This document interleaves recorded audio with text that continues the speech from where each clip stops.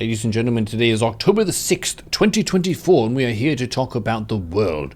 Current events, foreign policy, economics, world history, you name it, we'll talk about it in another episode of World Discussion with Agent Smith. Smith. Hello. Yo. Hey, how are you doing? Solid, you? Well, it's been a couple weeks. Yeah. I was out of town in South Dakota. Oh, really? Yeah. My family lives near Custer, which is in the Black Hills region. And for my birthday present, Dad got me a book on Crazy Horse, the Lakota general and fighter person. Mm-hmm. There's a huge statue of him there, and there's a march thing that happens twice a year, I think in the spring and the fall. It's called Volksmarch, and a bunch of people go out and walk or run up to the top of Crazy Horse and then back down. And I think it's 5K is the shorter circuit and 10K was the longer circuit. So I did that. I did the 10K, and I was jogging a lot of it, basically as much as I could. And there was one other person who was as well. And he was a Native American guy, and he was already known in the town. Like, I heard about him over dinner a few days prior, because he has a backpack that has a speaker that plays like traditional Native American music that's more vocal and using their instruments and so on. And it turns people's heads because he's like passing everybody going up, because he does it 3 times over the course of the day instead of just once. So this guy is the king of the mountain. That was pretty cool. I'm excited to learn about Crazy Horse. I know that he was the one who defeated Custer, and Custer had a very strong set of units with him, so it's kind of like, what the fuck happened? But that took a lot of courage to be in that kind of scenario where you don't have quite as advanced weaponry and machinery as what you're up against. You have to use more the terrain and surprise tactics and maneuvering to survive, basically. Yeah. Well, they were certainly known for that back in the day. The Native Americans, that is. Mm. Very crafty. Wasn't enough in the end, but they definitely put up the fight over the course of the Indian Wars. Mm-hmm. Yeah, I can't say I know a whole bunch about Crazy Horse. The author of this book that I got is, I think, from someone whose grandparents knew him, like they were alive at the same time. They would have been young children while he was doing his exploits and so on. But he wrote down a lot of this stuff based on their word of mouth stories and that kind of thing.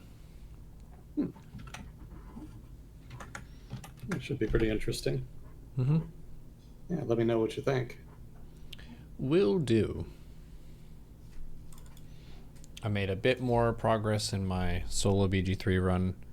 I'm just into Act 3, and there's a lot of dialogue situations, like going through Worm's Crossing, that aren't really just direct fights. So, Oh, yeah. taking it easy, visited the brothel, you know. You have to. How can you not? As one may want to do. We're talking about Baldur's Gate 3 here. Of course the players are going to want to. The game knows its audience. Yep. Thanks, Larian.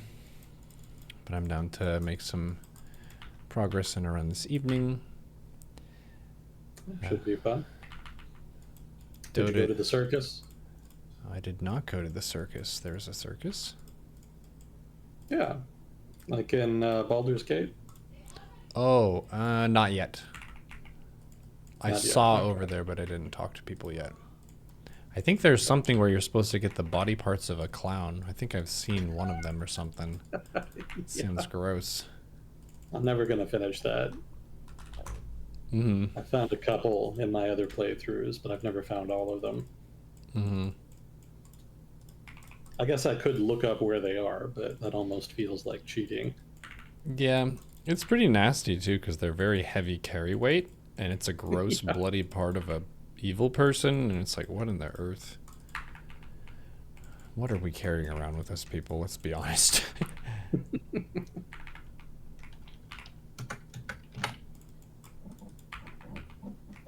So, other than running around in the Dakotas, what have you been up to the past 2 weeks? Hmm. Been getting a good deal of coaching for StarCraft. Dota has been an interesting journey. Today I had a bunch of very mentally melted teammates who just can't help but bully each other and can't focus on the match anymore. Sounds like Dota. Yeah. It's worse on the weekends. I think people are more drunk. Well, more people can play over the weekends, right? There's like a big spike. Yeah. Yeah, that might be it. Law of averages. Mm-hmm. Did have two... Oh, actually, I think the vice presidential debate quote happened since we've last had a world discussion. I saw the first half of it, but not all of it. Mm-hmm. Did you see any of it or read any highlights? I listened to it on the radio. I remembered this time. Nice. Wasn't distracted by Dark Descent this time, so yeah, it worked out. I mean, it was very bland. That was like the main thing that came out of it. Everybody kind of noted how weirdly normal it seemed. Like they actually kind of had a substantive back and forth about policy for the most part. And it kind of felt like something from, 10, 15 years ago or something. Mm-hmm. So yeah, Like, nothing really happened, which is, what you kind of want out of a vice presidential debate. From the perspective of the candidates running for president, you just don't really want your vice president screwing things up. And that's about the only thing you can do in a vice presidential debate, right? It's not like really important in the grand scheme of things. So best case scenario for both campaigns is that their respective vice presidents didn't do anything to garner negative media attention, and mission accomplished. He was very quiet and well behaved, certainly compared to the presidential debates. mm-hmm. There were a couple things that stood out to me as funny moments, or at least a play that was worth respecting. Waltz actually quoted a fairly rare verse of the Bible in the book of Matthew. And that was an interesting thing in his response to the immigration question. He referenced Christ as having loving kindness and suggested the idea that people are welcoming of others like Jesus would be welcoming. It was like, wow. Like, I don't know if the Christians were awake during that or paid attention during that, but that's something that Trump certainly would not do. To be able to, like, off the cuff quote Jesus at some point. So that seemed pretty big to me. And then there was one point where one of the people, I think it was Vance, he finished his question. And then the interviewers or whatever, whoever's officiating this, they say, no, that's time for your thing. We're going to go to this question now. And then he talks over her, and then she tries to stop him again. And then he does it again. Like, he talked over her twice or whatever, and the other host. And then Waltz also jumps in on this. It was a very rude kind of... I don't know why they didn't understand that their turn is over. They can just wait till the next turn. Write it down. Yeah, there were a few spots where they kind of broke the rules a little bit. Mm-hmm. But for the most part, they just kind of stayed in their lane. Yeah, compared to the presidential debate, it was still very chillin', but yeah.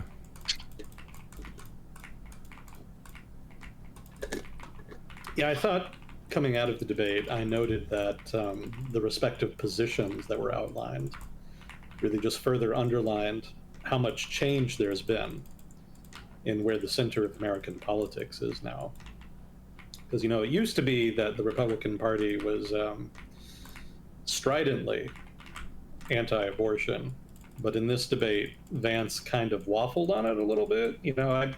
Obviously the party is still anti-abortion. They haven't ventured that far from the position, but Vance's statement on the subject was weirdly conciliatory for a Republican.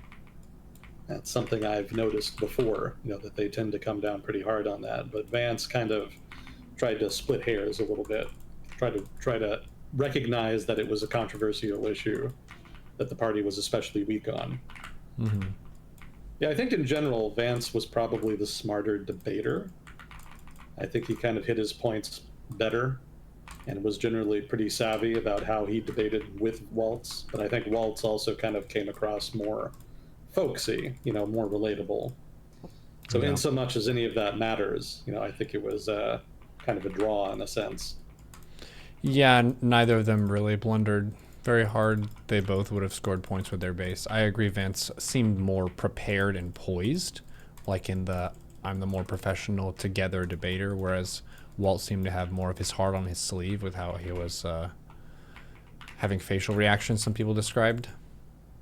He really furrows his brow a lot more if it's a serious issue, whereas Vance looks more stoic and statuesque in like how he manages his facial movements. More robotic. In so much as you can look stoic with all of that eyeliner. Yeah. Still, it shouldn't bug me, but it just stands out whenever I see him. Like, why? Mm-hmm. Especially if you're a Republican candidate. Why so much eyeliner? It just seems weird to me. Republicans can be Metro if they want to. Hey, to each their own. But like for the party of conservatism, social conservatism, like a guy wearing eyeliner seems a little incongruent to me. Every dude breaks some masculine norm somewhere. That's one of his. I guess so.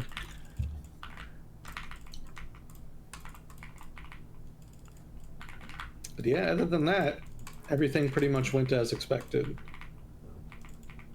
No surprises. So all in all, it'll be forgotten probably within the next few months. I don't think it'll be that memorable in the grand scheme of things. Other than Vance saying, "You guys agreed not to fact check." That might come up again later. That was pretty good. I knew as soon as he said it, oh, that's going to be a thing. Yeah. He should have kept his mouth shut on that.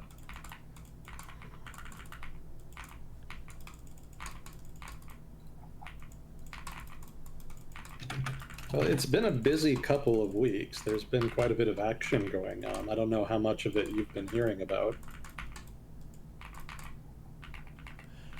Chat mentioned so far Lebanon and Cuba. And Bitter Sugar also tuned in and offered to have another kind of discussion with us, talking about his perspective from within Ukraine and what their media is saying and stuff like that, because this presidential election to the Ukrainian media seems like completely critical to their fate as a country. Like a lot of people are saying that if Trump wins, he's just going to pull support from the U.S. and then Russia's just going to kind of walk forward and take whatever territory they want. But I told him that my impression was that that would take more steps than Trump was able to just like speak into existence, because Congress has some say on how much we're funding that effort. Yeah. But my impression just from the American vantage point would be that the U.S. has a sort of global role that they've stepped in of making sure that people are well behaved and so on. So if someone is changing the international borders with aggression, then that aggression should be checked in some way. And the way that the U.S. is doing that is by backing Ukraine more so than like directly attacking Russia. So the question is like, how much does the U.S. want to bring that pressure to bear? How much do we want to invest in it? For them, it's their fate of existence. So it seems like their media would be telling them to go for Harris or hope that the U.S. votes for Harris. Oh, it should be interesting. I'm certainly game if you are. Yeah. I told him about what time we normally start and that maybe we could start earlier if that's better for him because he's Central European time or something. Yeah, I think it's going to be like midnight, probably later. So yeah, he'll definitely be staying up if he wants to do it. But yeah, if he's willing to, I'm certainly interested in hearing a first-person account.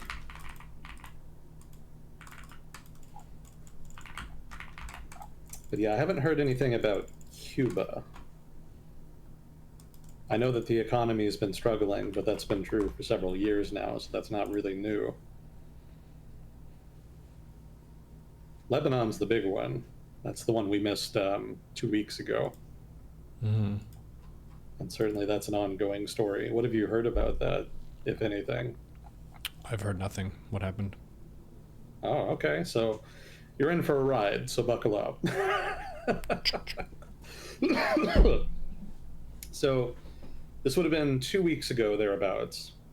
And Israel was making noise that it might send ground troops into southern Lebanon. And to give background on this, when Hamas attacked Israel back in October 2023, Hezbollah at the same time started throwing some rockets at Israel. Nothing too serious. They weren't really trying to invade or anything, but nominally they wanted to show solidarity, quote unquote, with the Palestinian people. And they continued and continue now to do that, basically conditioning a cessation of fire on an end to Israeli operations in Gaza. Now, the result of all of these missiles, I should say rockets, since they're not really guided, all of these rockets and also anti-tank missiles that they've been firing across the border with Israel, is that about 60,000 Israelis living in northern Israel have had to evacuate from their homes. And they've been living in refugee camps since then, basically since October 2023. And the public has been heaping pressure on the government to try to rectify the situation, because keep in mind, there's a lot of discord within Israeli politics, especially over the past couple years for a variety of reasons, but some of that partisanship has been manifesting in criticism of the Netanyahu government in particular, that the government is dragging out the conflict with Hamas for its own political benefit. Basically Netanyahu trying to recover some of the political ground he's lost on account of the surprise attack that Hamas was able to perpetrate. And so, blaming him for that, they also blame him for the fact that 60,000 Israelis have not been able to return home in northern Israel because they think he's going out of his way not to address the issue with Hezbollah specifically, so that he can pretend that he's needed, in order so that the state of emergency basically can continue. Who are these Israelis who can't return home? These are people who are living in northern Israel near the Lebanese border, Mm-hmm. who had to evacuate because of the Hezbollah rocket fire. Oh, gotcha. So the pressure has been on the Israeli government for some time now, but the government had been ignoring it because they wanted to focus on Gaza. The intensity of the fighting in Gaza has declined significantly over the past month or two. And so the result has been that there's been a redistribution of resources to northern Israel. And it wasn't clear if they were doing that because they wanted to intimidate Hezbollah or if they wanted to actually launch some kind of operation. And basically, it's clear that they were preparing for an operation. I think we talked about the exploding pagers a while back. Yeah. So the debate was, did they do this? Well, the debate was about why they did that. And so if they were planning a war, well, what I read is that they had planned to do that if Hezbollah went to war with them. And so it was meant to be kind of a defensive measure to presage subsequent retaliatory operations against what would hypothetically be a hobbled command and control situation for Hezbollah. But it didn't seem like a ground operation was necessarily pending, because everybody kind of wrote about the situation was that both Hezbollah and Israel were not interested in a conflict. Both of them were kind of risk averse and had other priorities. So I kind of discounted the probability then of an actual ground operation happening. But in the days after the pager explosions, Israel significantly increased the tempo of its airstrikes in Lebanon, targeting Hezbollah, which had already been happening intermittently to try to reduce the intensity of the Hezbollah rocket fire into northern Israel. So they started bombing more targets, and more importantly, they assassinated the leader of Hezbollah, a guy named Nasrallah. He had been the leader of Hezbollah for several decades, so he was not only an important leader for Hezbollah, but also a high-profile political figure within Lebanon generally. So his assassination was a significant escalation. That same airstrike that killed him also killed a Iranian Revolutionary Guard deputy commander named Abbas Nilfaroshan. I'm sure I'm mispronouncing that. So they also either accidentally or accidentally on purpose snagged a IRGC high-ranking officer in that same airstrike. And then the IDF actually did launch a quote-unquote limited ground campaign in southern Lebanon, and it's unclear what the extent of it is going to be, how deep into Lebanon they're going to go. All of that is still up in the air even now. But they have entered Lebanon, and they are engaging in operations that are designed to push Hezbollah away from the border and also dismantle Hezbollah infrastructure in the border region generally. And as of 1 week since operations in southern Lebanon began, the IDF has pretty much restricted itself to towns directly adjacent to the borders. They haven't gone very deep yet. And there's still a relatively limited number of IDF troops on the ground in Lebanon. So it could be that this is a bluff. It could be the IDF isn't actually going to really invade southern Lebanon here. It may be that they're telling the truth when they say it is a very limited operation. But time will tell, and the course of events in the region over the past year have not really been such that you would have confidence that this is going to stay contained. So I'm not optimistic on that count. But that's the status quo. That's where we are right now. So all of that happened, right? Nasrallah is assassinated, airstrikes in Lebanon, and then the limited ground campaign. So obviously the Iranian government felt it had to respond to this. I would point out too here, I didn't mention this, but the campaign of airstrikes in Lebanon basically killed almost all of the senior leaders in Hezbollah. So, it wasn't like they were picking off like a couple guys here and there or just picking off rocket launchers. They were actually making a concerted effort to destroy the command and control system of Hezbollah. And from what I've read, they've been fairly successful in that. I don't think it's going to be as impactful as some people are saying. Some people are saying Hezbollah has basically been destroyed and the war is over. That's ignorant. Definitely not going to happen. But certainly Israel has been very successful in killing senior leaders in Hezbollah. So that also was very escalatory in and of itself. So Iran felt it had to retaliate somehow. And so they said that they would. Wasn't clear what would actually happen. And eventually it was announced, I think last Sunday morning, maybe, I shouldn't say announced. I should say the U.S. government announced that they believed that Iran was about to fire a volley of ballistic missiles at Israel. And sure enough, a few hours later, that's exactly what happened. So what happened, the total number was 180 missiles. Again, these are ballistic missiles. The IRGC said, scores, so make of that what you will. Supposedly, they were targeting IDF air bases. It's kind of unclear. Ballistic missiles are very inaccurate, so it's kind of hard to tell what they were aiming at just by where the missiles fell. Israel says most of the missiles were intercepted. Both Israel and the United States have been working on ballistic missile interceptors over the past couple decades, but the accuracy is a little hit or miss. The technology is not like 100% interception rates yet. And also, Iran fired, a large volley, relatively speaking here, again, 180 missiles specifically to overwhelm defense systems. So there were missiles that got through. Even Israel has admitted that. Not a lot of damage was done, relatively minor from everything that's been reported. There were a couple dozen homes north of Tel Aviv that were damaged. There was a major road near Mossad headquarters in Tel Aviv that was hit. A school in central Israel was hit, and then also an air base in the Negev desert was hit. However, out of all of that, there was only one death. And of course, wars in the region are always ironic in this, but the only death was a Palestinian guy in Gaza who was killed by falling missile debris. So make of that what you will. So after the missile strikes, Iran said that its retaliation for the killing of Nasrallah and Hezbollah's leadership and the Iranian general was done, implying that there would be no further action taken. However, they added that if Israel retaliated, they would hit back even harder. So it's worth pointing out here that this was a more serious attempt at retaliation against Israel than the previous strikes that Iran launched against Israel back in April. That was when they launched like a couple hundred cruise missiles, drones, and ballistic missiles. But they only did so like several weeks after the instigating event to which they were retaliating to happened. And then they telegraphed it well in advance. They basically told them, we're going to launch these missiles and we're going to do it soon. And so everybody was well prepared for it, and it came across very symbolic and superficial rather than an actual substantive attack. So basically, violent political theater.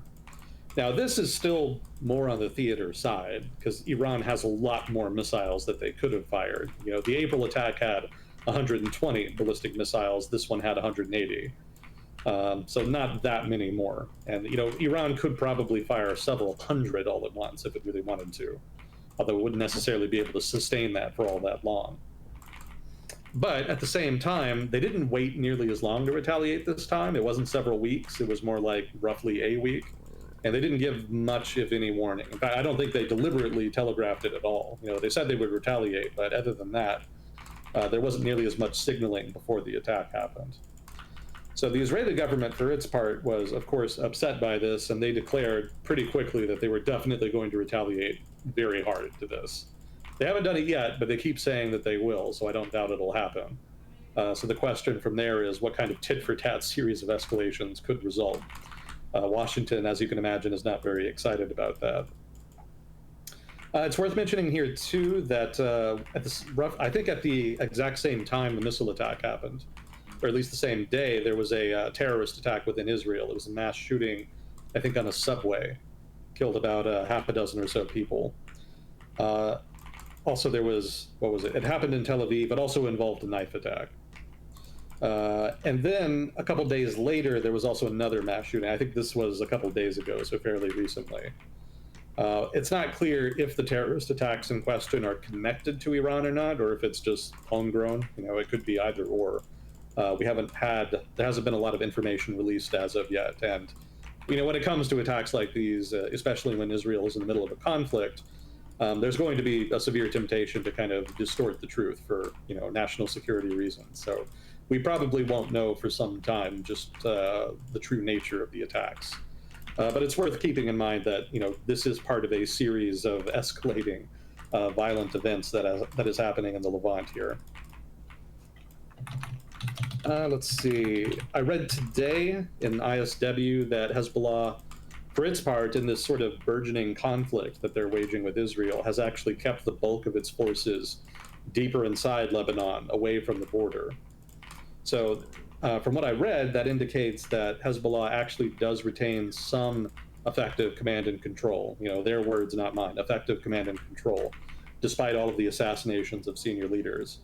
So it shouldn't really be surprising that an organization like Hezbollah, which kind of emerged as a rebel group fighting an occupation, probably has measures in place that are designed for specifically a set of circumstances where senior leaders are killed. Because if you're an insurgent group, that's kind of to be expected. Like, your head guys are going to get assassinated sooner or later. Counterinsurgency operations / wars over the past couple decades have shown that. So probably they do have the ability to continue fighting, and the war will continue apace. And staying away from the border is also relatively smart, because Hezbollah, however much it's been built up over the past couple decades, is not going to be able to win a conventional conflict with the IDF. If it's going to fight, it's going to fight a guerrilla-style war. So that seems to be what they're kind of gearing up for here.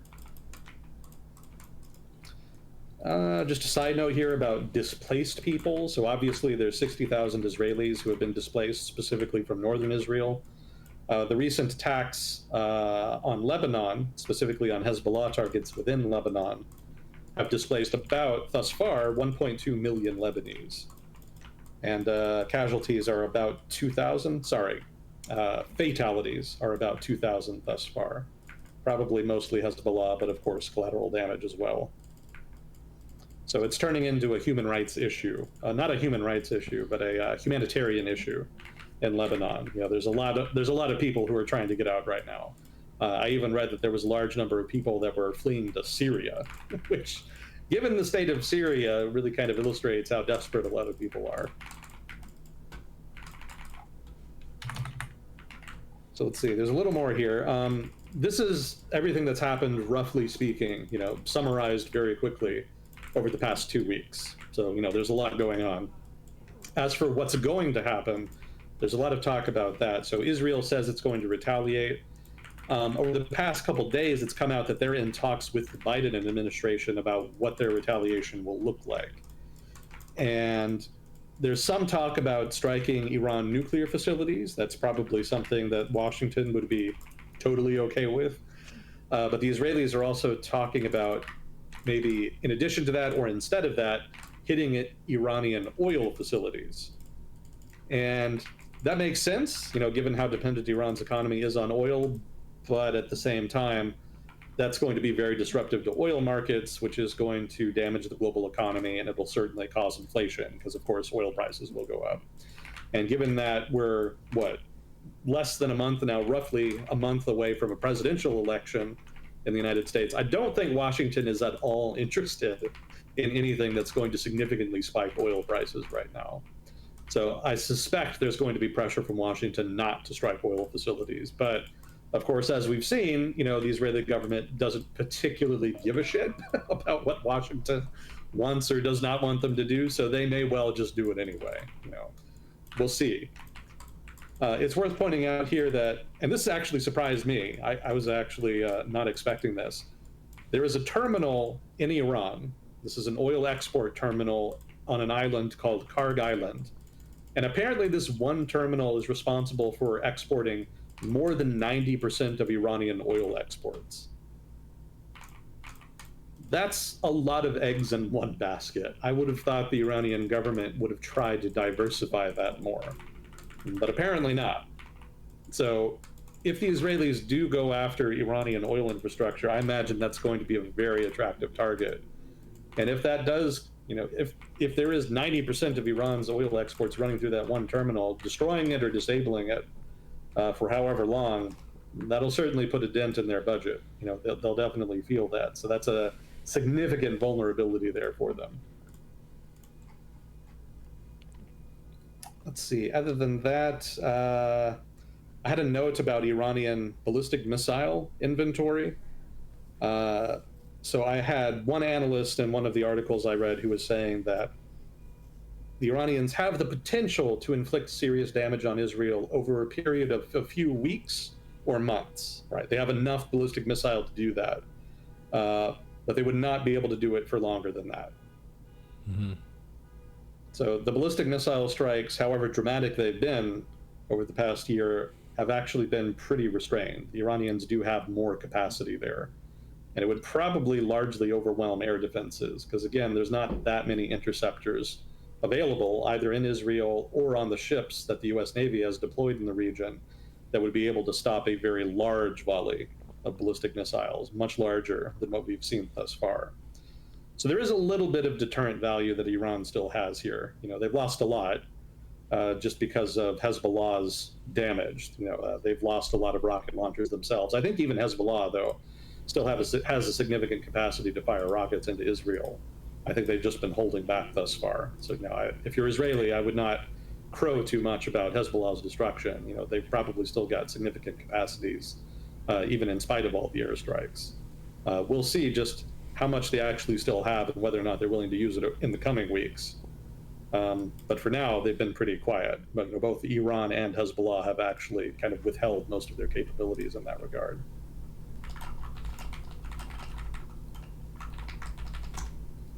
But yeah, that's pretty much it.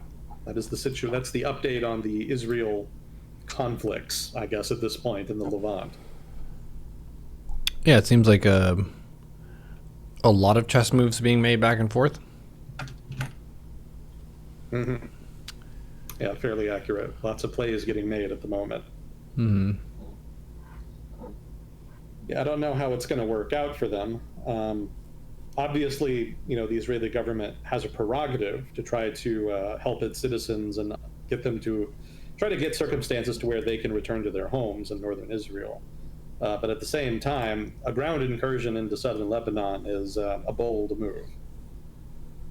And I think even the IDF is kind of skeptical about it. The IDF has been a proponent of taking stronger action against Hezbollah, but occupying large tracts of southern Lebanon, that may prove difficult in the long run. It's already holding tracts of land occupied by a hostile populace is already proving quite difficult in Gaza, right? Just because the intensity of the fighting is less doesn't mean that the conflict is over. And there's still, as of yet, no real plan that I've seen from the Israeli government as to just what they want to do with Gaza. So at this point, it seems very open-ended and uncertain. So I still don't think Iran and Hezbollah really want to fight a big war with Israel, however much they talk about, wanting to stand up for the Palestinians. But at the same time, the more things escalate, the more that there's going to be pressure on them to try to do something. From what I was reading, even within the Iranian government, they were actually pretty dubious about launching ballistic missile strikes on Israel, but apparently there were hawks in the administration that pressured the government into doing it. So the further Israel goes, the more they're empowering the hawks on the other side. One of the unfortunate realities of international relations is that hawks in rival countries tend to feed off of each other. They kind of enforce each other's positions in their respective countries, and to a degree, that can make conflict inevitable. Yeah, they all want to agree to an aggressive game. Yeah. So, like I said last time when we talked about this, I don't think that there's going to be like a general war in the region. I mean, even if there were, like, what's Iran and Israel going to do, right? Neither has the capacity to project significant distances from their borders. So I don't think that they can really do much more than cut on each other with ranged fires. That can have dramatic effects, as the Kark Island terminal kind of illustrates. But I don't think like a general war in the 60s or 70s style is in the cards. But that said, like I said a couple weeks ago, I kind of feel like it's getting away from them a little bit. Every new escalation seems to be feeding into an additional escalation, and the more that happens, the likelier it gets that there is going to be an out-of-control tit-for-tat series of escalations. And I don't really know where it goes from there. I don't think anybody does. And I think there's a cap to how much Washington is willing to do here. From what I've been reading in The Atlantic anyway, because there was an article in The Atlantic a week ago in which a journalist did some interviews with people in the administration and kind of created a timeline of events over the past year. Since the Hamas attack in October 23, of relations between Washington and the Israeli government. And it's very interesting reading. The relationship is in a very bad place right now. There's basically no trust left between Washington and the Netanyahu government, specifically with Netanyahu himself, because he continues to just lie his ass off at will, even to the face of the President of the United States, which is a pretty bold move. I don't know how well that works out for them in the long run. But it seems like, the Israeli government right now is in a very risk-tolerant position. And thus far, it's been working out, so you can't entirely blame them. They've largely been rewarded for taking risks over the past year. But sooner or later, they're going to hit a wall. You've got to think. Because we've been here before, right? There's been conflicts in the region before. Six-Day War, Yom Kippur, the occupation of southern Lebanon, and the Lebanese Civil War, none of this shit ever really ends particularly well.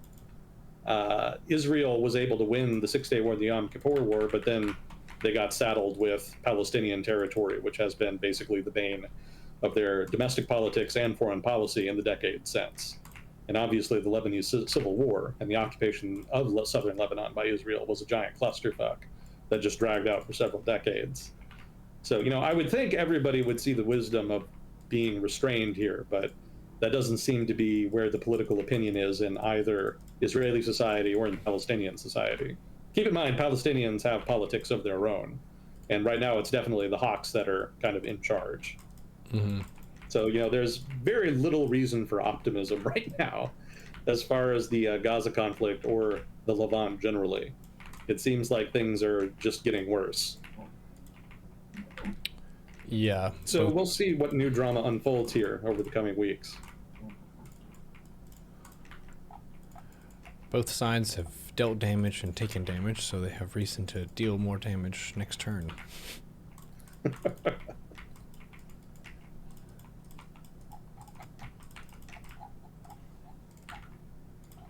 Let's see, what else did we have here? Yeah, Cuba's economy has been struggling. They got hit by COVID. Their exports are down. they've been making attempts to reform their economy over the past 10 years, kind of intermittently, and there's been some success there. But the problem over the past couple of years has been inflation. That's kind of a global phenomenon, and it's been impacting Cuba too. They've basically been importing global inflation, so to speak. And, as a poorer country, they were not in a good position to absorb that. So the result has been a small exodus of people trying to get out and migrate to wherever they can, wherever there's work. The United States obviously is an especially attractive proposition, but they've also been going other places too. But yeah, I don't think that's going to be a threat to the Cuban government. It's an authoritarian one-party state, and they know how to handle that. Mm-hmm. It would have to get significantly worse for the parties hold on power to really be challenged.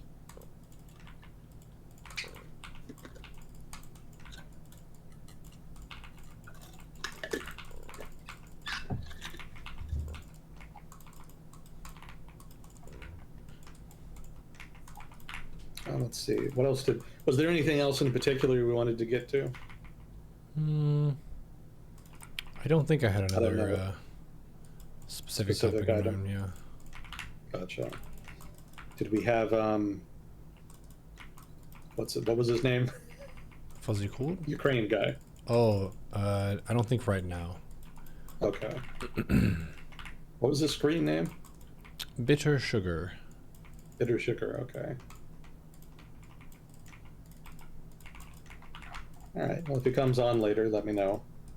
We'll see what we can do. Cool.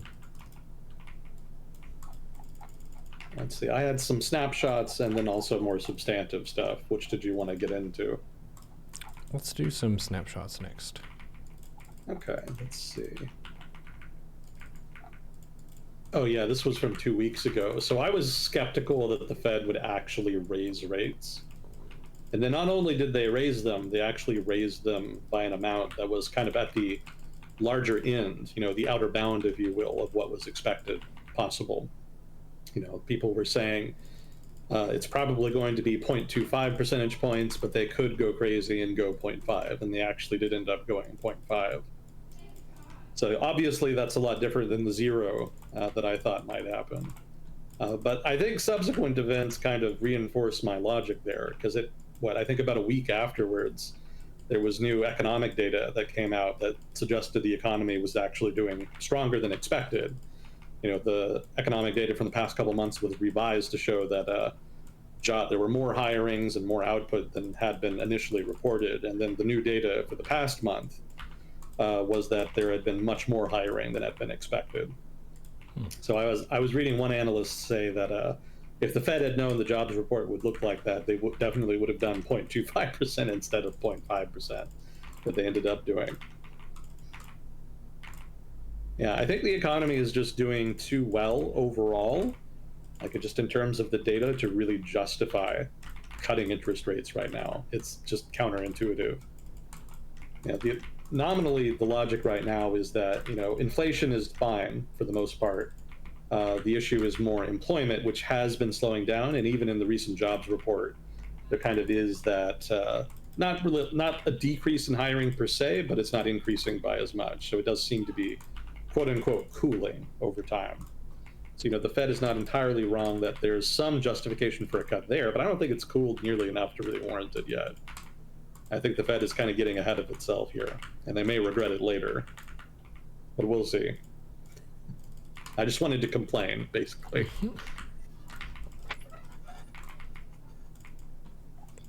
Oh, yeah, this was the big one.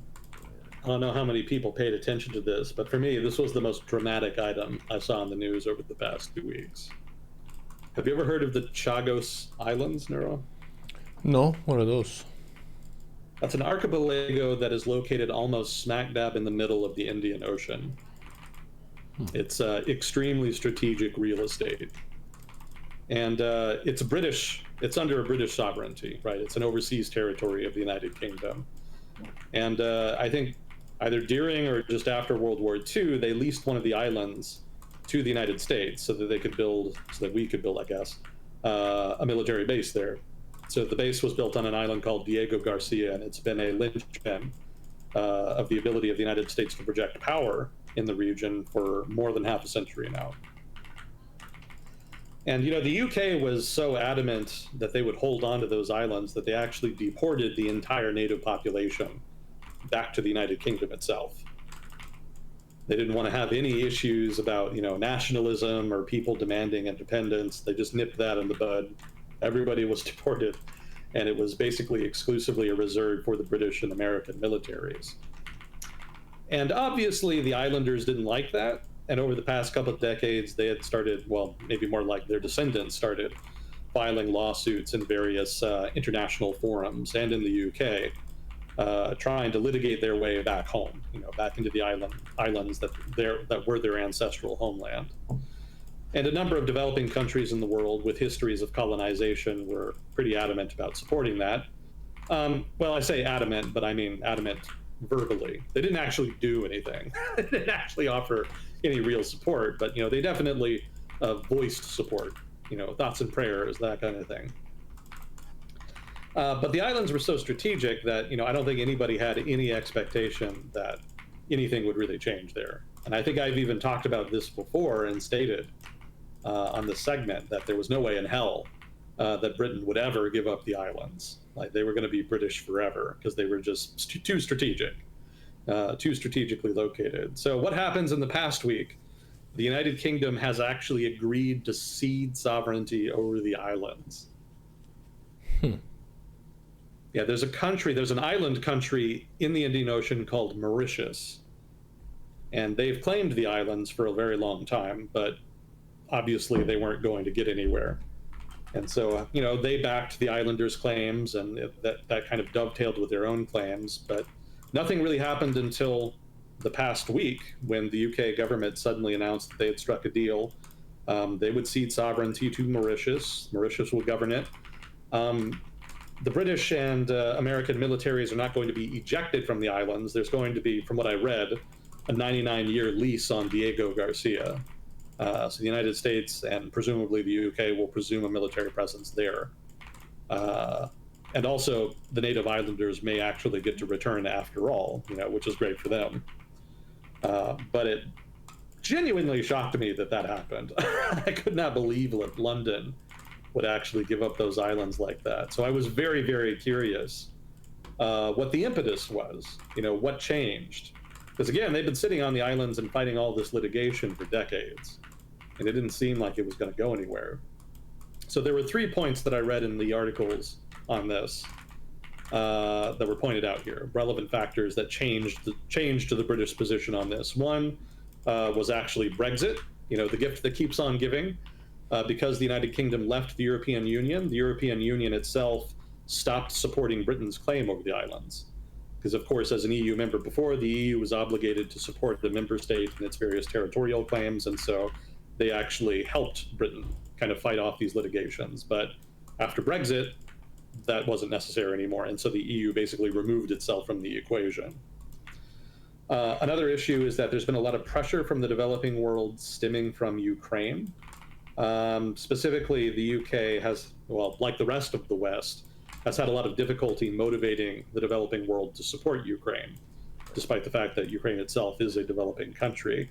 And so the result of that is that there was relatively more incentive after Ukraine was invaded to try to give some kind of concession to the developing world to encourage them to support the Western position. I don't think that's a very good reason to do it, but that is a reason. Because I can all but guarantee you the developing world doesn't actually give a shit about either the Chagos Islands or Ukraine. But apparently the British government thought that this might help in trying to raise more support for the Ukraine. So make of that what you will. And then, of course, the third factor has been that Mauritius itself has been escalating its international litigation over time. So, this very clearly was not something that was going to go away and that was going to continue to be an issue. And so Britain may have figured that it would be better just to get it out of the way so that it's no longer this albatross over its neck, around its neck, that's going to hobble its international relations in the Indian Ocean for, what would have been decades. So, there are reasons that the British position changed, but, I'm still shocked. I couldn't believe it when I read it, but it is apparently going to happen. So Mauritius is going to gain sovereignty over the Chagos Islands. On the plus side, the native islanders who have been living in the UK for the past couple decades, they may actually get to return to the islands that nobody thought that they would ever be able to go back to. So that's a pretty shocking upset for them. Oh, well, I shouldn't say it. It's an upset in the sense that an underdog actually won something against a far stronger opponent. Yeah. Long shot victory. Interesting. I had not heard about these islands. Kind of makes me wonder what other random stuff Britain has that they could potentially let go of later. Not much, because most of their islands did not have, well, most of the islands that they have right now as overseas territories either did not have a native population to begin with, like the South Sandwich Islands has more penguins than people, or those islands that did have a native population have already voted in referendum to stay part of the UK. Gotcha. Yeah, in the case of Chagos, they didn't have a referendum because, again, everybody got deported. So it was kind of redundant. Let's see, did you hear about the dock workers strike? No. Yeah, so dock workers, sorry, go ahead. Why are they striking?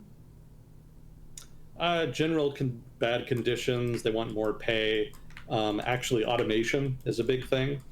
Dock workers in the United States, specifically the union that represents them, has successfully gotten various ports in the United States that do business with them, that sign these agreements with them, to agree not to fully automate their services, which would mean fewer jobs amongst the dock workers. So, that's great if you're a dock worker, but it also means that American ports are actually more technologically backwards than the vast majority of ports around the world.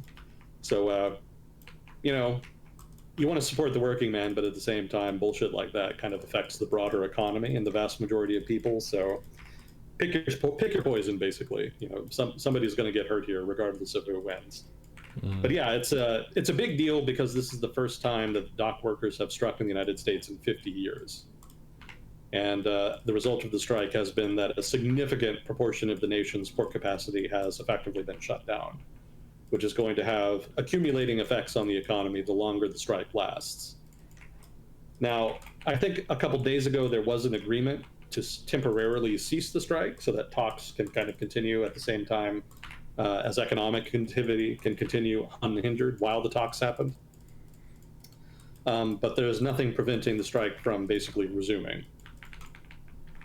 But yeah, so this could be an issue for the election, because obviously just a month before, anything that's going to contribute to inflation is going to be a big political factor. And obviously, hobbling port capacity is going to reduce the supply of goods in the United States. So presumably that would be inflationary. How significant the inflation would be, unclear, and whether or not it would be enough just in the next month to significantly swing the election, that's an open question. But obviously, Washington is putting pressure on the union. Certainly the Biden administration, rather, is putting pressure on the union to try to be at least a little bit conciliatory for the next month. Maybe things change after that, but until the presidential election, I'm sure Washington would prefer the unions to chill the fuck out. So we'll see what happens with that. Do they just feel like too many of their jobs are being replaced? No, because they weren't being replaced. They had successfully gotten the ports to not automate, or at least not automate as much as they could. So, they're not fully modern in that sense. The issue right now is that obviously the ports want to automate, and also the ports don't want to increase wages. So those are the two big sticking points from what I was reading. Makes sense.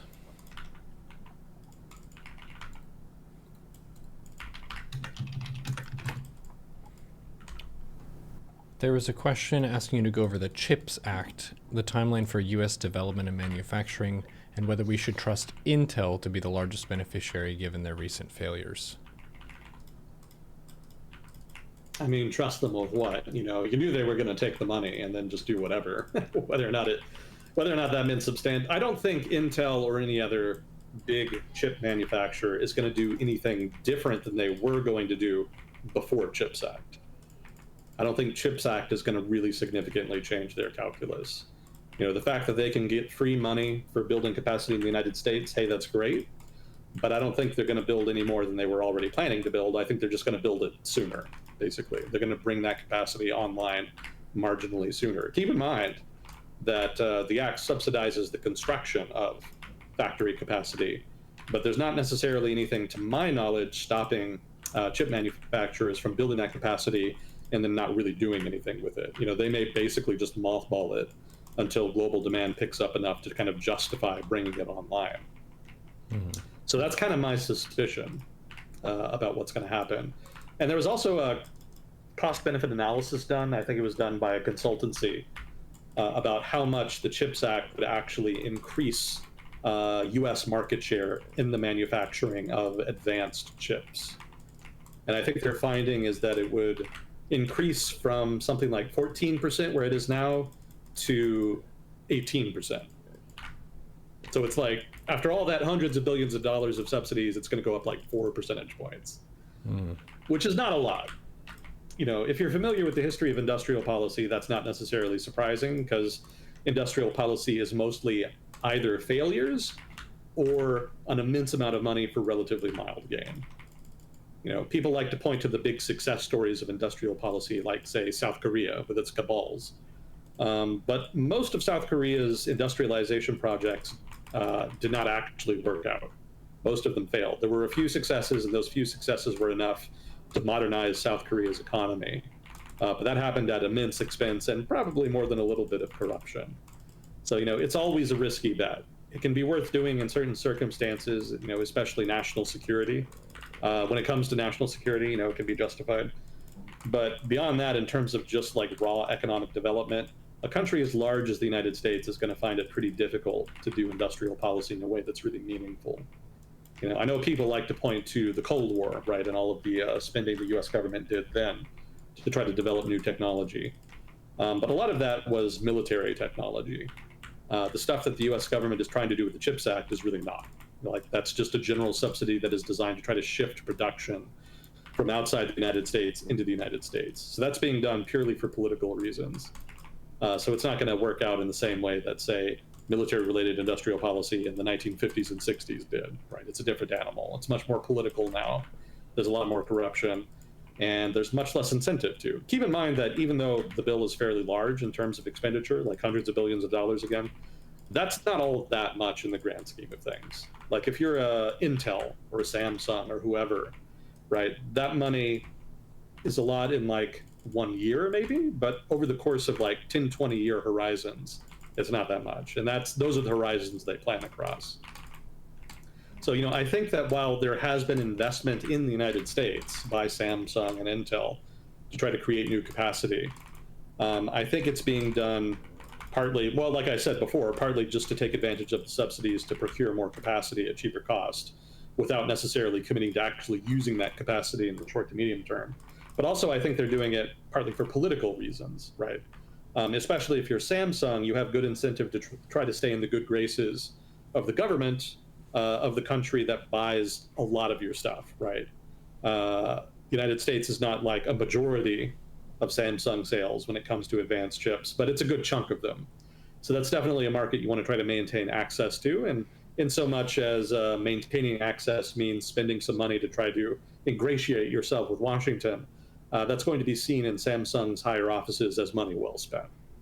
So, the political factor is relevant there as well. So I think those two factors are more why we've seen more investment resulting from the CHIPS Act. But like I said before, like, the impact over the long run is going to be mild, and the impact over the short run and medium run is probably going to be more in the construction of the capacity, more in actual substantive increases in production of chips or in more jobs for people wanting to work in those factories.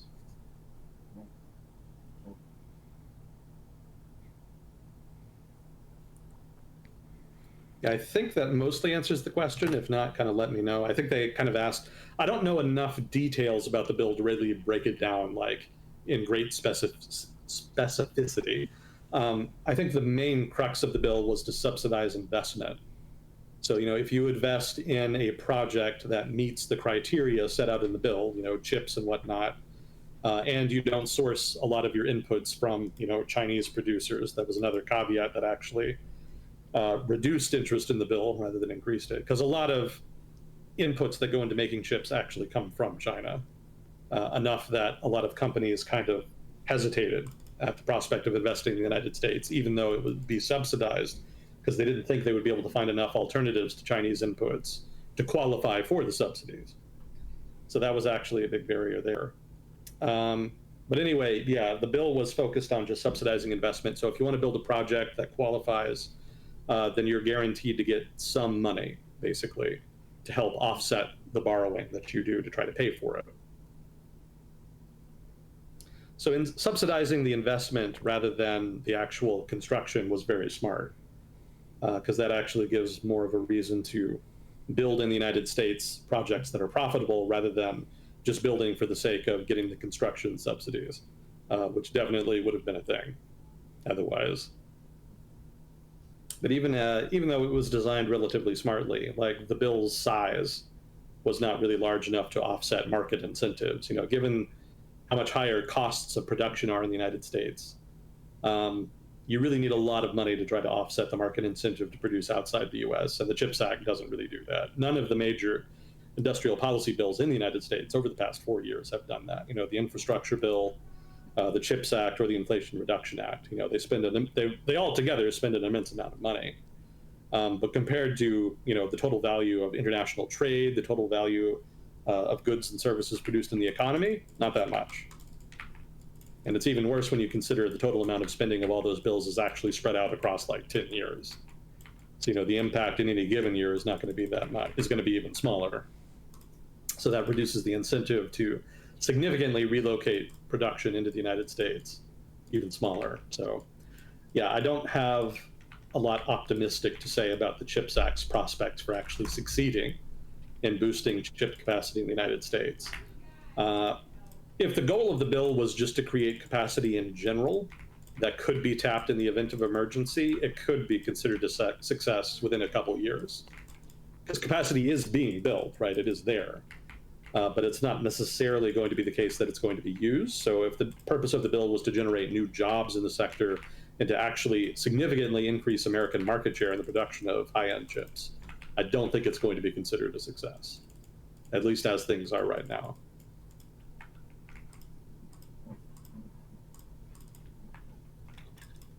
Lots of pessimism today.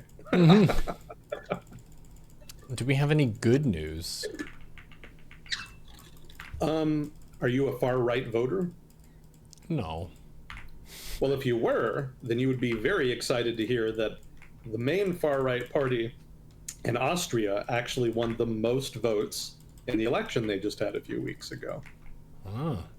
Very exciting times for the far-right in Austria, if not in Europe generally. Wow. What are they fussing about? It's the usual. I mean, immigration, culture war stuff, and same old, pretty much. Okay.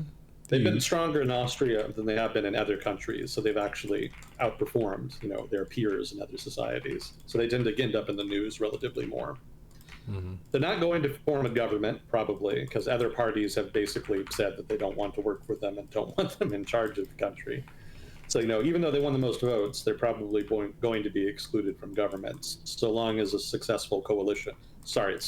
coalition government with the other parties can be successfully negotiated.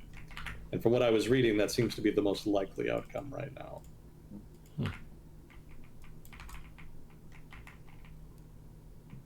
So that's kind of good news from a certain perspective.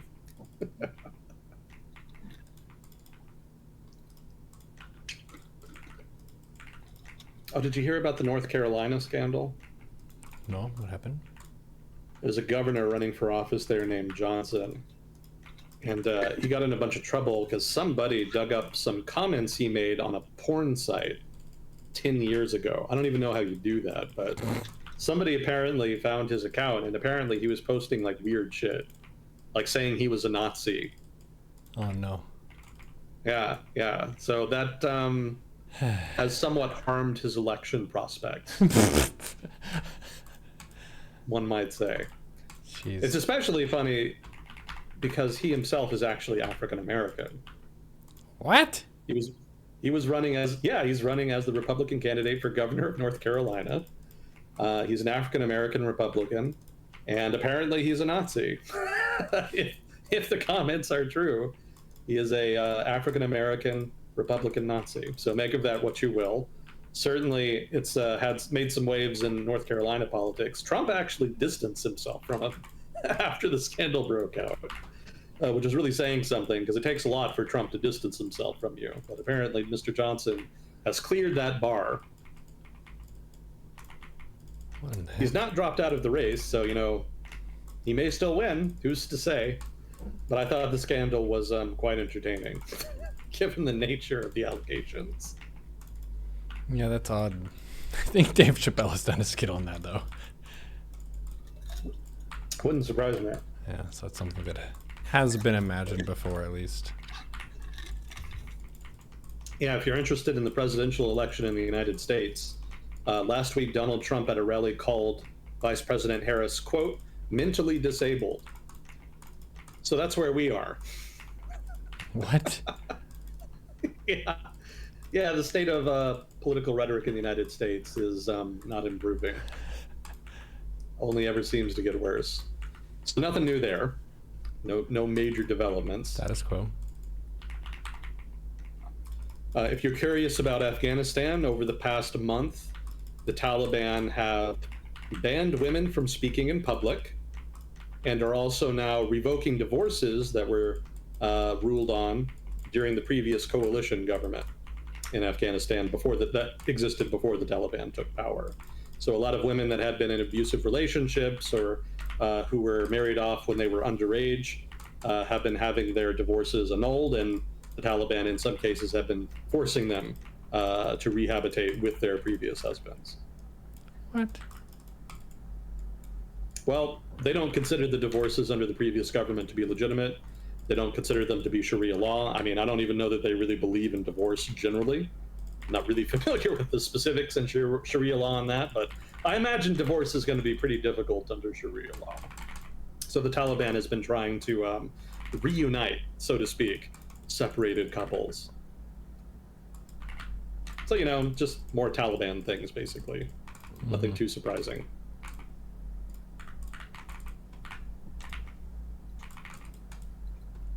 Oh, yeah, and Russia has allegedly, been in negotiations with the Houthi rebels, or Houthi government, if you prefer, in Yemen, to potentially supply them with anti-ship missiles, which I thought was pretty interesting. The Russian government has been threatening to retaliate to the West's efforts to supply Ukraine with advanced weaponry by providing weaponry to various enemies of the West, wherever they may be. Not a lot of opportunities there. The West isn't really at war with a lot of people right now, but the Houthis have been attacking Western shipping running through the Red Sea, so there is an opportunity there if Russia wants to escalate things.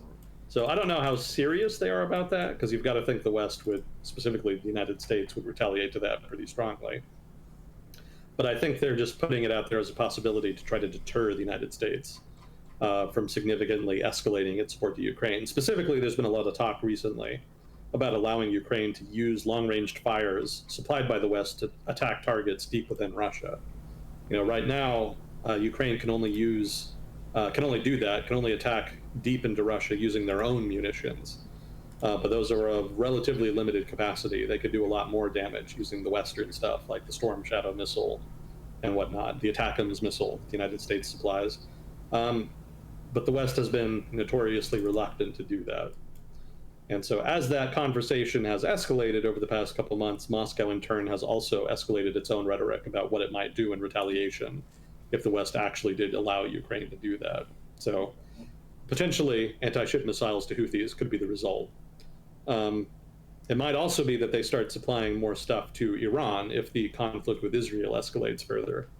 Obviously, Israel has a technological advantage over Iran, but the Russians could, if they wanted, to offset that somewhat by providing them with somewhat more advanced ranged fires than they currently have. So lots of potential there for future fireworks. Nothing happening yet, but the groundwork has been laid.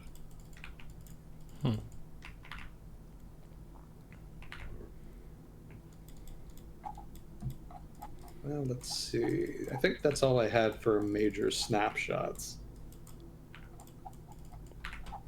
Everything else is more involved. Thank you for the snapshots.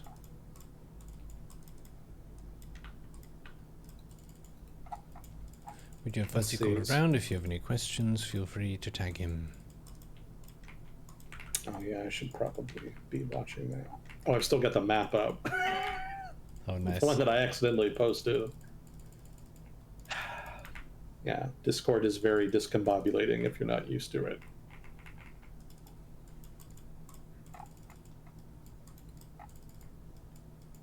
Well, how interested are you in Japanese politics? I think it sounds cool. My brother just visited Japan. Oh yeah, did he get back yet? Yeah. He had a really good time. Oh, cool. So it was very quiet and tranquil. People are very helpful and so on. They were nice to him as a tourist, even though he doesn't really speak much Japanese at all. Food is amazing. People tend to be nice. Huh? The food is amazing. Oh, don't doubt it. Especially given how expensive it is, it ought to be good. Mm-hmm. Lots of agricultural tariffs in Japan, so the food tends to be pricier. Mm-hmm. They try to be relatively self-sufficient. Well, let's see. The Liberal Democratic Party, which is the main party in Japan, they basically govern Japan almost continuously for the past 60-some years. They had a change in leadership recently. So Fumio Kishida had been prime minister. He was very unpopular. There's an election coming up. Something had to give, and so the LDP had an internal election to select a new leader, one that would, hopefully, from their perspective, lead them to victory in the new election coming up. So Kishida is out. The new guy is Shigeru Ishiba. Hope I'm pronouncing that right. He's going to be their guy going forward. Now, he's kind of an interesting choice. You know, the LDP has large, long-standing factions within it, and normally the leaders of those factions kind of vie with each other for leadership of the overall party. But in this case, this guy is not the leader of a major faction. In fact, he actually left the LDP at one point in the 1990s to join a government run by the opposition.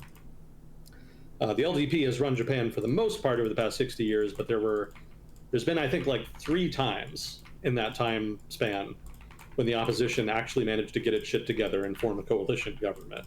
So one of those times was in the 90s, and apparently Mr. Ishida here actually dumped the LDP and defected for a while, as a result of which he has a reputation within the party as a party traitor, quote unquote. You know, their words, not mine. Obviously, he came back to the LDP at some point, so, you know, clearly it wasn't too much of an issue. They accepted him back. But once you leave the party, there's always kind of that mark. You know, you're not entirely loyal. But despite that fact, he was still able to win the leadership contest and come out on top of the LDP here. So one of the credentials in his favor is that he was actually a defense minister in one of the previous LDP governments. So he's pretty well versed in technical details. Defense is one of the major areas that the Japanese government is concerned about. Obviously, North Korea is always crazy, but more importantly, from their perspective, China is a rising power that only ever seems to get stronger. So that's a big issue for them. They want to try to maintain the relationship with the United States at the same time that they maintain, you know, more or less decent relations with China, and at the same time modernize their military and try to make regulatory changes that will free up the Japanese Self-Defense Forces' freedom of action in the event of an emergency. So all of that is a part of a single package of priorities for the LDP in the foreign policy realm. So being a former defense minister, he has a pretty strong portfolio in his background that he can use to kind of argue that he would be a good choice to pursue those priorities. And so that worked in his favor. Also to his advantage is that he has a pretty good reputation amongst the public as far as corruption. Like, he's seen as very clean. And given that the LDP's downfall over the past couple of years has been a steady conga line of just corruption scandal after corruption scandal, being seen as a non-corrupt politician is a big advantage. So that was probably one of, if not the major factor that allowed him to win that leadership contest. Also, interestingly, he's fairly fiscally conservative. The LDP has definitely been putting more economically expansionist type economic policy, fiscal expansion, monetary expansion, what have you. And also, technically they've been trying to do structural economic reforms to open up the economy, but none of that has really happened over the past, 10, 15 years that they've been nominally trying. So, I don't really invest much in that promise at this point. But in general, they've been spending a lot of money. And Ashita here has actually been fairly critical of that, which had not traditionally put him in the good graces of the party. Again, party politics in Japan, like a lot of East Asian societies, tend to be more consensus-based. So, you can talk about stuff and debate stuff within the party, but when the party decides on something, you're not really supposed to criticize it in public. But Ashita, on this particular issue, did criticize it. And, while that put him on the outs for a while, now he's in charge of the party, so it could be that there's actually some fiscal restraint on the part of his government if he's able to win election, which is not guaranteed. But that could represent a substantive change in Japanese policy. And there could be knock-on effects, basically, on markets if he does do that. There's already been some discord in Japan's markets just when he said that he might raise corporate taxes in order to try to stabilize the budget and all of Japan's deficit spending. So markets didn't like that, freaked out a little bit. And after the fact, he announced that I think it was the finance minister under Shinzo Abe would be a part of his new cabinet if he won. So that kind of stabilized markets a bit, because that suggested that he was at least open to the idea of continuing the status quo as far as expansionist economic policy. But we'll see. He could change his mind later. The other note I had about him is that he wants, very explicitly, he stated this on multiple occasions, he wants to create a quote-unquote Asian NATO. So basically he wants to create a multi-nation mutual defense pact that will presumably encompass, not presumably, he said this, he wants the new treaty organization to encompass Japan, the United States, South Korea, the United Kingdom, Australia, and India. He's also said that Japan's military alliance with the US could be revised to actually allow Japanese troops to be stationed in Guam, which I remind you is a US territory. Now, Washington, for its part, doesn't like any of that.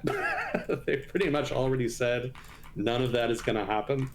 It sounds good on paper, having like an Asian NATO, so that all these countries that are all allied with each other can all kind of promise to defend each other and presumably then have a stronger deterrent than they currently have.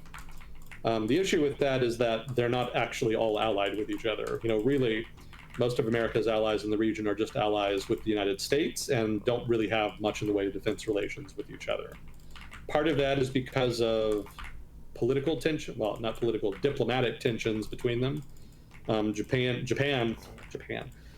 famously did some stuff during World War II that has somewhat harmed its relations with the region. A lot of that is overlooked now, just for expediency and for practical reasons, but it does flare up now and again. And that's kind of acted as an inhibiting factor, preventing Japan from having closer defense relations with other countries in East Asia or Southeast Asia. But also countries in the region are very jealous of their sovereignty and don't really trust other countries in the region.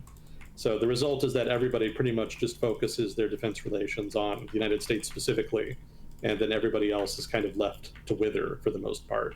There have been efforts to try to coordinate more over time. Japan in particular has worked with the United States more to try to improve interoperability between their militaries and also to integrate even their industrial military complexes to varying degrees.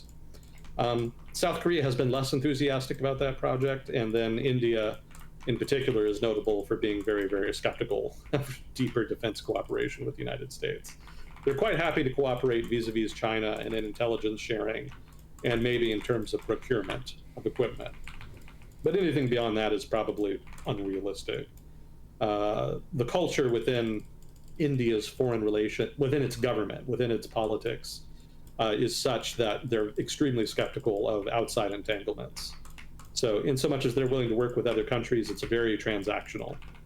The idea of like a broad-based alliance that might obligate to fight another country on behalf of, say, Japan or South Korea, that's not going to win a lot of support in New Delhi. So, India probably will be a big opponent here. They're probably not going to participate if it happens, which, again, it probably won't because Washington itself is opposed. And if there's no Washington, then I don't think anybody's going to care to join. Mm-hmm. So basically, Asian NATO isn't going to happen. But Ashida is still a proponent, so he may still try to make it happen, or at least advocate for it. And from what I read, he's very technically proficient when it comes to defense, but he doesn't really have diplomatic skills. So while he might be good at pushing reforms within the context of Japanese politics, his ability to try to leverage his ideas on the international sphere is apparently going to be pretty low. So if he does become prime minister, I would not expect like major changes in the region's defense architecture. He apparently just doesn't have the chops to do that. Mm. And you would definitely need to have good chops, given that Washington doesn't want to do it.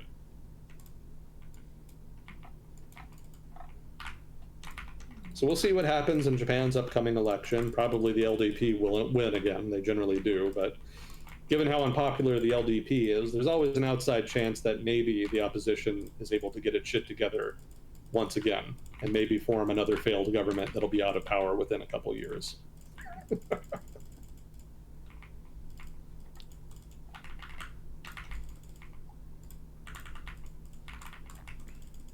Well, let's see. Did we talk about Sri Lanka last time? I don't think so, but maybe. Well, they had an election recently, and it went to a second round because nobody got more than half the vote in the first round. So in the second round, they had a runoff. And I thought it was notable that basically people went with a protest choice. They didn't like the establishment political parties of either the left or the right. And so they went with kind of a wild card that's been in Sri Lankan politics for a while, but has never been close to power until now. And so the party that ended up winning the presidency is the People's Liberation Front, the Janati Vimukti Peramuna. And apparently this is a former, if not current, communist party. They've been around a long time. It was actually banned for a while back in the day because they were, violently trying to overthrow the government and to form a communist dictatorship. Cold War was a wild time. But since then, they've moderated pretty significantly, especially since the Cold War has ended. So they're no longer revolutionary communists, quote unquote. Now they fancy themselves democratic socialists. So again, they attempted 2 coups, one in the 70s, one in the 80s. They've mellowed out since then. And now they have the presidency. So, the world is their oyster at this point. They're kind of the dog that caught the car. They're a radical left-wing party that actually managed to get into power through democratic means. So we'll see if they're able to leverage that into anything. I'm pretty skeptical. Small parties like this that kind of just happenstance their way into power in this way don't tend to do very much. The totality of politics in countries like this tends to be such that networks are more in power than parties. And the establishment parties have been around a long time. So I suspect they're going to make things difficult for the new government to the point where they're not going to be able to achieve too much. As far as the party itself, they're saying that they're going to try to focus on the economy, which is the main issue in Sri Lanka. For those who don't remember, Sri Lanka's economy collapsed in, I want to say, 2021, thereabouts. It was a tourist-dependent economy. I think the 2 main planks of the economy are tourism and tea. And because of the COVID-19 pandemic, tourism collapsed utterly. So the result is that they lost a lot of hard currency, and because the government managed its finances badly, there was a debt crisis. And so the result is that the country literally just ran out of hard currency. And when that happens, your currency collapses, and everything you import becomes very expensive. And that's what happened in Sri Lanka. It's a small economy. They don't produce a whole lot of what they consume. And so the result was massive inflation, collapse of the currency, and a collapse in confidence in the government, which resulted in, perhaps people remember, mass protests that overthrew the government and saw a whole variety of protesters raiding the presidential palace and even swimming in the pool therein. So it's been a hectic couple of years for Sri Lanka. So there was a caretaker government that happened after the sort of soft revolution that happened. They've been around for a couple of years. They haven't impressed anybody. And so, people really wanted to try to give somebody new a chance, and the result is a communist, basically. It's not really clear what the party's plan is going to be. Fixing the economy is going to be really tough. Again, it's not a developed country. Their economy is disproportionately dependent on tea and tourism, and neither of them are doing especially well at the moment. Inflation has undermined tea because, of course, that takes a lot of inputs that are sensitive to oil and other things like that. And of course, tourism just hasn't recovered from the pandemic as of yet, at least not in Sri Lanka. It's done better in other places, but not so much there. One thing the party has said that it wants to do is to renegotiate an IMF bailout deal that had been negotiated to try to alleviate the pressure on the economy. That successfully happened. They were able to borrow money from the IMF, and that kind of alleviated economic conditions on the island. But the price of getting that loan was austerity measures. It's the IMF, no shock. And of course, those have put a lot of pressure on the common people. And so, again, the Communist Party here wants to try to alleviate those conditions somewhat, or at least pretends to. We'll see what they actually do. I don't know if the IMF is going to be game for renegotiation, but they've been relatively open to renegotiating deals like this over the past 10, 20 years. So there may be grounds for it. Depending on what kinds of structural reforms the Sri Lankan government going forward is either willing to maintain or newly implement. So we'll see. The party also promises more industrial zones. That's apparently been a part of a lot of industrialization and modernization policy in Sri Lanka over the past 10, 20 years. Industrial zones can help. Basically, they're just investment zones where there's lower taxes. The idea is to try to incentivize foreign companies and investors to build businesses within the zones. It's kind of a mixed bag as to how much they succeed. It kind of depends on confidence in the government and prevailing global economic trading conditions. I don't think the zones in Sri Lanka have been all that successful. So, it might be a waste of money here, but, the party here that's going to form the new government is promising to do more. So we'll see if maybe they can do it smarter such that they actually start delivering more results. They've also said that they want to prioritize rejuvenating tourism, which makes sense, but that's also not a plan, right? You can promise to do a lot of things, but that doesn't really specify how you're going to do it. So I suspect they don't really know how. So probably nothing will happen on that count.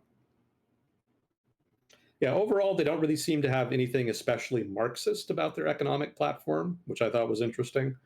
They're not planning to nationalize industries or to have fixed prices or to mandate higher minimum wage, stuff like that. Overall, it's fairly mild stuff. So, I guess that makes sense. They've been mellowing out since the Cold War ended, but overall, I actually think it might be better for Sri Lanka's economic policy prospects if they were more bold in that sense. Because right now, I don't think half measures are really going to do it. There needs to be significantly more action from the government, either in a free market direction or in a more statist direction to try to change prevailing economic conditions in Sri Lanka. So best guess, probably the new government will be just as corrupt as the last one and will focus mostly on pilfering the economy for the benefits of party leadership. But is that really what the voters want? It's not what they want, but it's probably what they're going to get, is my guess. We'll see how it pans out for them. How are we doing on time? We're good. We can shift gears whenever you like. There might have been a question or two that got passed along. Let's see. I don't see anything in the whatever you want to, the Agent Smith thing. There's nothing there. Did I have anything else? Fuzzy Court has one. He's getting it real quick. Oh, okay. I'll add here that the last time we did this, there was a very late question about the China Week bills. There were 25 China-focused bills that were passed by the U.S. House of Representatives. And I said that I hadn't read of them, but that I knew that they were being passed. I'd heard of China Week, but I hadn't gotten the details yet. So I promised to read through them and to come back with feedback. So I have read through them. And I have a list, and I was actually making a tier list just before we started. I actually forgot about it last week because I ended up reshuffling my browser tabs, so that kind of got lost in the shuffle. But I did go through them, I did take notes, and so we might go through that next week when I'm able to kind of finish organizing all of them. But I will say now that my initial instinct that it was all bullshit was mostly incorrect. It's like 80-90% bullshit. But there is some substantive stuff that they did, so that could be worth talking about. But we'll get to that. So what did Fuzzy Core? Oh, we did have some others here.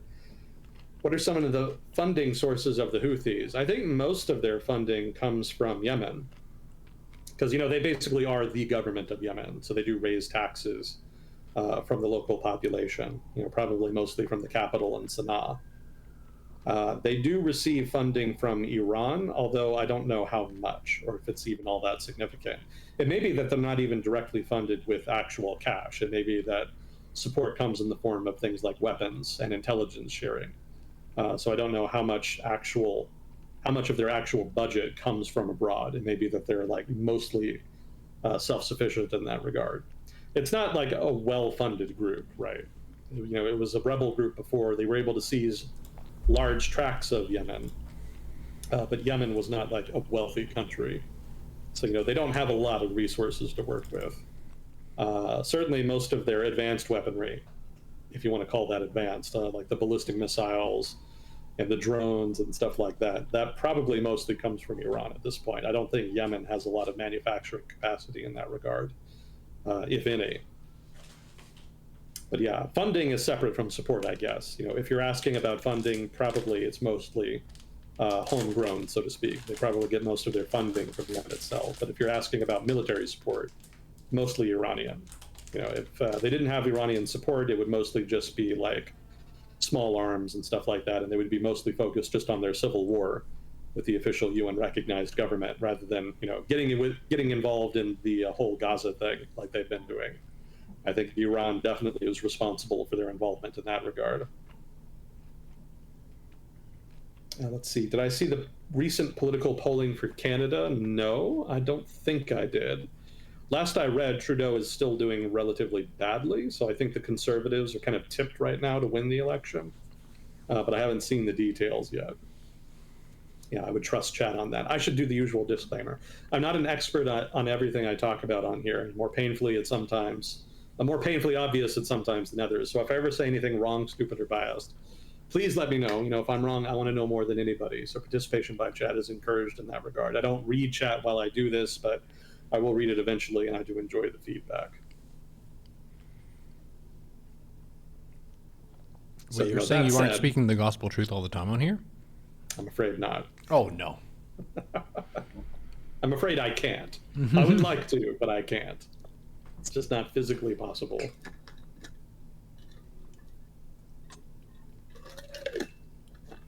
Okay. So then Fuzzy Cord. I heard this line recently: markets are to centrally planned economies as common law is to legislation. Oh, I see. Markets are to centrally planned economies as common law is to legislation. How does the analogy hold up in your view? Okay.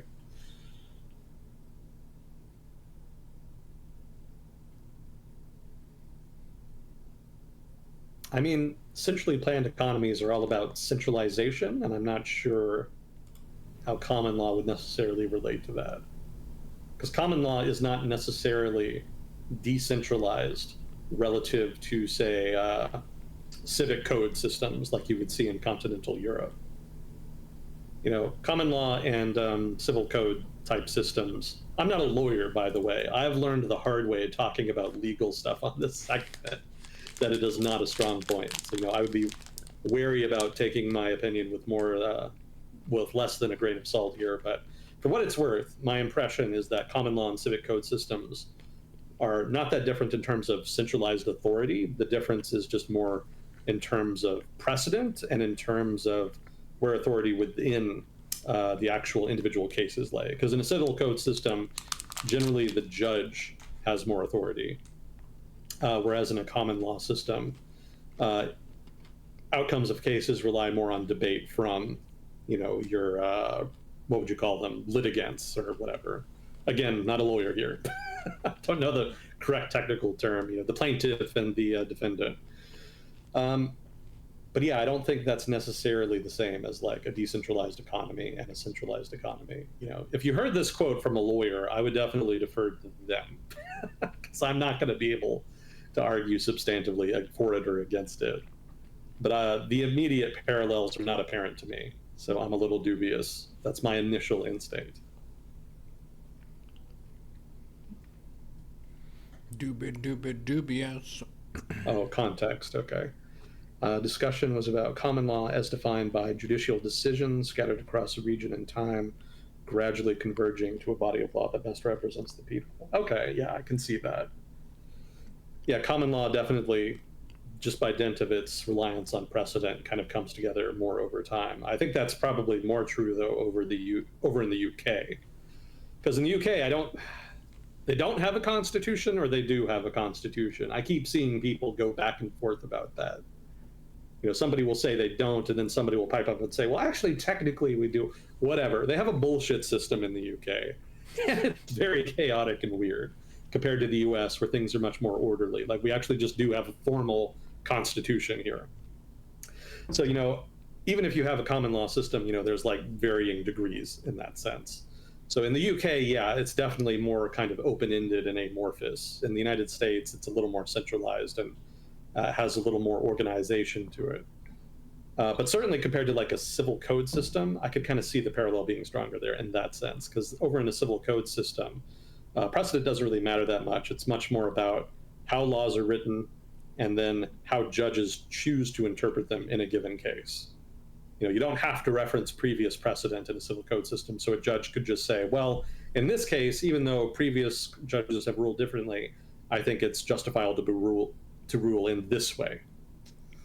So you can totally do that, and in that sense, there's much more authority vested in those judges. How is their power checked if they just change from the precedent and rule the other way? There's no precedent to change, because it doesn't matter in a civil code system. You can just rule how you like, if you're the judge. You are required to like review the evidence and whatnot. Mm-hmm. You do have to take everything into consideration. I'm not familiar enough with the legal systems in civil code systems to know what checks and balances there would be. Presumably, there's some kind of oversight authority that reviews cases and will take action in cases where they think a ruling was made that was erroneous or corrupt or was otherwise unjustifiable. Mm-hmm. I would defer to Chad on that. I'm sure we have some people who live in countries with systems like that, especially in Europe, who might be more familiar with the details.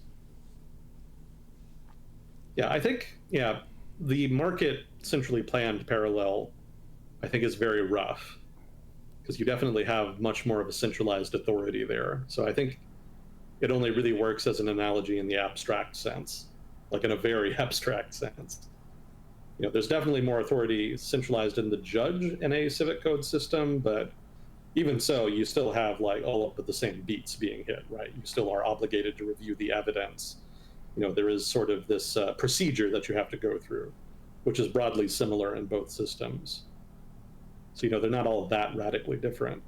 I think if you really want to do a comparison, you would have to look at like a more authoritarian system where like there's no obligation on the part of the judge or relevant authority to really look at all the evidence at all. They could totally just base it off of whatever's convenient politically or my political gut preferences. Instinct. Sorry, what? My gut instinct. Yeah, you can just do whatever. So that might be a better, stronger analogy there. I think the quote is, again, I would defer to whoever issued the quote. I'm sure they know more about it than I would. But I think the difference between centrally planned and market economies is larger than that between, say, a civic code and a common law system. Structured differently, sure, but the broad beats are pretty similar. There's still rule of law, for example, if you have one or the other. Mm-hmm.